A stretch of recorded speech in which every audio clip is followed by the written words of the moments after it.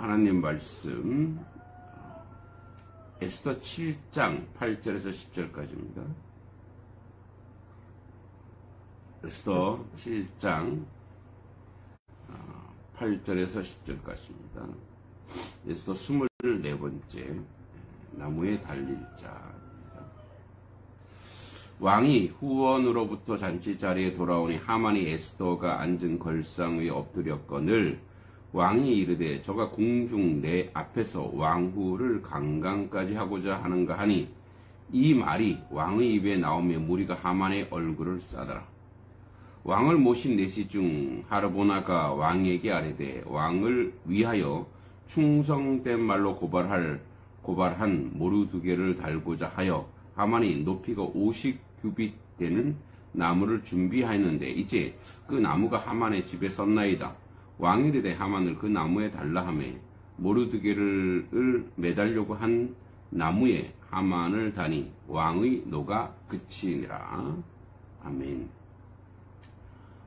이제 후원으로부터 마음을 좀 정리하고 잔치 자리로 이렇게 돌아왔는데 또 그 보는 형상이 이제 하만이 에스더에게 살려달라고 애걸하는 그 모습이 이제 또 보기에 민망했던 것 같습니다.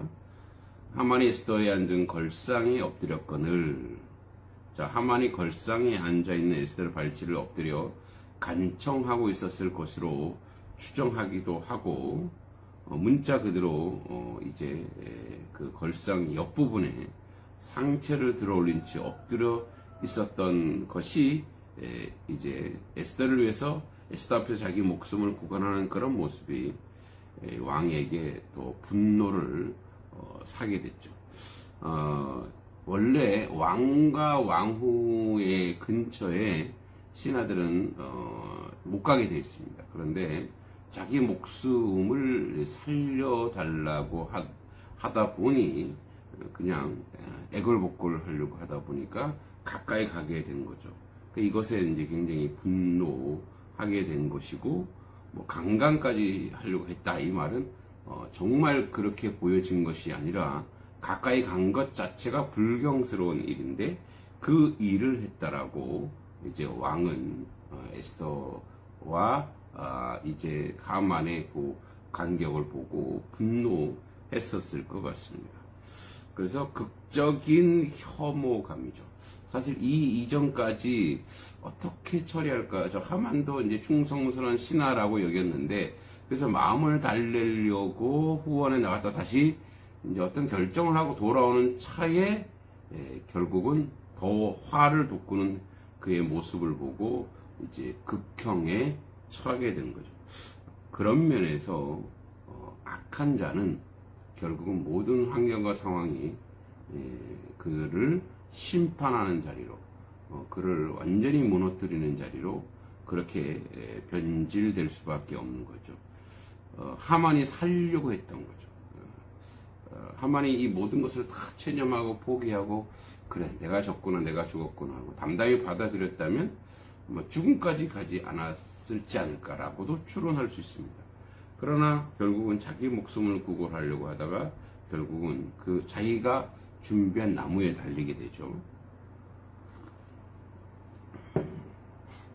근데 여기 이제 무리가 하만의 얼굴을 싼 것은 이 고대 중근동 국가에서는 왕의 비빈, 왕후에 대한 타인의 접근 엄격히 금지하는 법이 있었다고 얘기했죠. 따라서 왕이 어떤 사람을 향하여 왕후를 강간까지 하고자 하는가라고 외친 것은 곧 그 사람에게 사형 선고를 내린 것과 동일하다고 합니다. 그런데 죄인의 얼굴을 싸는, 즉 가리는 행위는 정죄받은 죄인은 더 이상 빛을 볼 자격이 없다라는 생각에 고대 국가에서는 이제 그가 아무것도 보지 못하게 눈을 가리는 거죠. 그래서 이 무리는 당시에 이제 뭐 호위무사들이나 내시들이 아니었을까 이렇게 봅니다. 그 절에 이제 그 내시 중에 하르보나가 왕에게 모르드게 얘기를 합니다.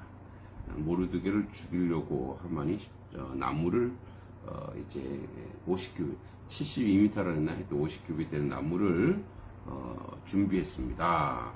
왕이 그래? 그럼 그 나무에 저놈을 달라 이렇게 얘기합니다. 이제 사실 왕이 아직 하만을 어떻게 처형할지에 대해 구체적으로 결정을 내지 못하고 있었을 것이 분명한데, 마침 이제 모르드게의 충성을 하르보나가 이제 아주 뭐 근접한 내시겠죠. 이 내시가 모르드게의 충성스러운 행위를 드러내면서 동시에 하만이 그를 죽이려 했던 그 나무를 이야기합니다. 아마도 이 하르보나는 이 이제 왕과 또 그 측근들에 대해서 많은 정보를 가지고 있었던 것 같습니다. 결국 하만은 모르드게를 달기 위해 세운 높은 나무에 자신이 매달리게 되는 비참한 운명을 맞이하게 됐습니다. 그러니까 이것을 통해서 알 수 있는 것은 모든 악한 행위는, 모든 남을 해코지하는 행위는 결국 자기에게 돌아온다라는 거죠. 그러니까 복도 이렇게 남에게 선하게 대하는 것도, 선의도 다시 자기에게 돌아오는 것처럼 악행도 결국 돌아오게 됩니다. 이게 이제 하나님의 공의요, 하나님의 심판인데, 결국은 우리가 사는 삶의 모습이, 삶의 내용이 그 사람이 어떤 사람인가가 증명되는 거죠. 그러니까 어떤 말을 하거나 어떤 뭐 이론으로 무언가를 해서 그 사람이 증명되는 게 아니라, 어떤 사람의 모습은 그 사람이 살아가는 삶의 내용, 행동, 이런 것으로 그 사람이 나타나는데, 또 그 사람에게 이렇게 돌아오는 것도 마찬가지죠. 덕을 쌓으면 덕이 돌아오고, 선을 쌓으면 선이 돌아옵니다. 그러니까 우리를 이제 하나님께서 축복의 통로, 또는 복의 그 근원, 또는 복이라고 얘기했는데, 그래서 우리는 사람들에게 복을 주면 다시 그 복이 우리에게 돌아옵니다. 그러니까 내가 누군가에게 무언가를 한다는 것은 그대로 돌아옵니다. 창세기 12장에도 그러지만 너는 복이 될지라, 예수님께서도 그렇게 말씀하셨죠. 마태복음 7장 12절, 기독교의 황금률이죠. 너가 남에게 대접받고자 하느냐? 그럼 그대로 해라 이거예요. 사실 이 말에는 대접받기 위해서 하는 것은 아니지만, 굳이 어떤 대접을 받고 싶다면 그 대접받는 만큼 해라 이거예요. 이제 그런 꼭 무언가를 받기 위해서 하는 건 아니지만, 그게 이제 삶의 양식이 돼요. 그 사람의 삶의 생활 방식. 그래서 그 사람의 생활 방식이 아름답고 선하고 은혜로우고 복되고 남에게 주는 걸 좋아하면 다 돌아오게 되어 있습니다. 여기 하만 마찬가지죠. 악을 쌓으니 그 악이 자기에 돌아옵니다. 자기가 나무를 세울 때는, 야, 저 나무에 모르드게가 달리고 그 모르드게의 모습을 상상하면서 얼마나 통쾌하게 생각했을까요? 그 자체가 악이죠. 근데 결국 거기에 자기가 달리는 거죠. 10절에 모르드게를 달고자 한 나무에 하만을 다니 왕의 노가 그친다. 그러니까 형벌 선고와 집행 사이에 어느 정도 기간이 흘렀는지에 대해 언급이 없지만, 왕의 진노의 정도를 보아 즉시 형이 집행되었을 것으로 짐작됩니다.